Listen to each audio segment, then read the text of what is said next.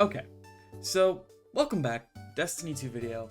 Today we're talking about Destiny 2 villains and why you should give the Witness a chance before you start slandering it, I guess. Okay, let's get into it. So yes, the Witness has not had a lot of screen time and the lore was completely botched from an in-game perspective. Beyond Light gave us no explanation as to what the pyramids were doing here. Witch Queen was mostly about Savathun, and I'm okay with that because Savathun is, yes, one of, if not the best villain or anti-hero in Destiny because of the build-up. I mean, the build-up was essentially from Destiny 1, like late Destiny 1 into early Destiny 2 with the Song of Savathun Strike in D2 Vanilla. That lead up basically throughout the entirety of Destiny 2 to 2021. So for 4 years we were waiting for Savathun to emerge, and we finally got it. So yes, of course, a villain that took 4 years plus to build up is going to be great, especially when the expansion that they're released in is a good expansion. I do also have to mention, and my boy Rolk got done dirty, because Rolk is also one of the greatest potential villains in Destiny. Now, we only get to see him throughout Vow of the Disciple, and when you do get a lot of nice lore throughout Preservation, which is a story mission you can do upon completion of the raid.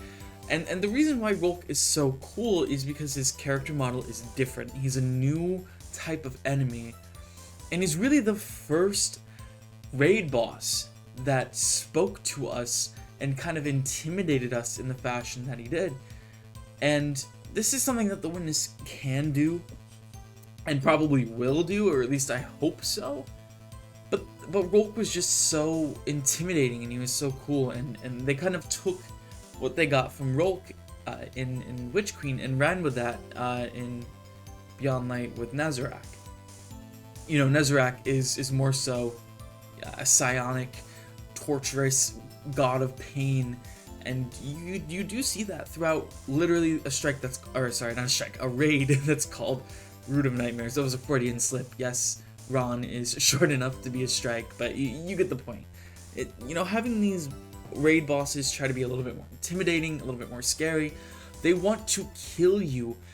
Hell, even Nezarec, he's the god of pain. He wants to feed off of your fear like he was doing with the people of Neomuna. The lore behind Nezarec is so good, and we did have a little bit of a build-up with Nezarec as well, which also made it somewhat cool to finally see his release. Now, with the Witness, the build-up is lacking, I will say that, and it sucks, again, because the lore was not done well. Especially, again, in game where we had to wait a whole season into Season of the Deep to get any type of exposition of what the Witness was and what it wanted to do.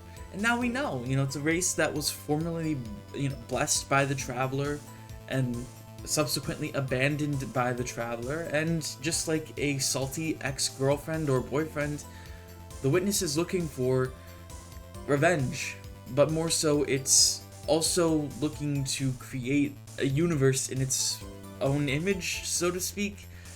A universe that has only the strongest entity existing in it. I don't know, even that is a little bit vague still, but here's to hoping that the final shape really does give us a feel for what the Witness wants to achieve and why it wants to achieve it. And that's why I'm saying, yes, you can hate how Bungie, story-wise and narratively, has really messed up the Witness's reveal as well as its story. But again, the penultimate release of Destiny will most likely have a lot to do with the Witness, considering it is the big bad, and literally everybody, including Savathun, is going to be fighting to prevent the Witness's final shape. Well, except Zebu Arath is still in the wind, and she'll probably be one of the big bads in the campaign, or maybe even in the raid, if she's even powerful enough to do anything like that, because she's, if she dies, it's over. She's gone. Unless you can bring her back with a wish or something like that. man, oh man, did they drop the ball on Zivu as well during Season of the Witch. Like, it would have been so great to reveal her then, but, you know, the narrative it's been something recently. Anyways, let me know what you guys think about this. I truly do think that the Witness can be a good villain. I just think the ball has been dropped consistently, and when you measure the Witness up against Bethune, who legitimately had 4 years of build-up, it's hard to be like, yeah, the Witness is a good villain. It's easy to be like, yeah, the Witness needs more fleshing out. It needs more exposition. We need to have a reason to want to kill it beyond the universe is gonna end.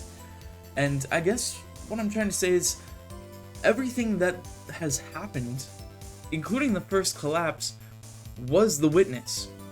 So you gotta think about it like that too. Like, the Witness has already tried to kill the entire universe once before, and literally caused our solar system, the Guardian solar system, whatever you want to call it, to fall into this disarray that we see with the reef in shambles, and the creation of the Awoken, and the whole works. You know, the Earth decimated, an apocalyptic event happening, and yes, we got blessed with the Traveler, but at the same time, the Witnesses caused so many calamities to happen. So, you know, it's also legitimately brainwashed.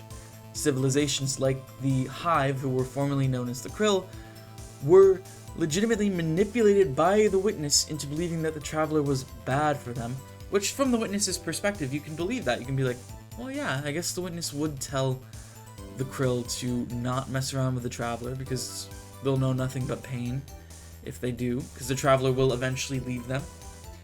So there's a lot of intriguing stuff throughout the intricacies of Destiny's story, and it really does suck that Bungie has not done a good job telling us those intricacies and really painting a clear picture for everyone. But again, the final shape is their last opportunity to knit this extremely extravagant picture closed and put the finishing touches on it. Anyways, like if you enjoyed, comment down below who your favorite Destiny villain is up until this point. Subscribe if you haven't already, it helps me out a lot. I am very thankful for all the support you guys have been giving me with the shorts recently. If you want to see some of the shorts live in action on twitch.tv/DylanSong, go over there, give me a follow. I stream most nights around 10-11 p.m. Eastern Standard Time. But as always, just know being here, watching these videos, and talking about this lovely game, which I do love, by the way. I'm a little bit burned out. I've been playing some of the finals, a little bit of Baldur's Gate to try and cleanse my gaming palette, because Destiny's still fun, but man, you gotta switch it up. You gotta switch it up, as I always say. So, again, I'll see you guys in the next one.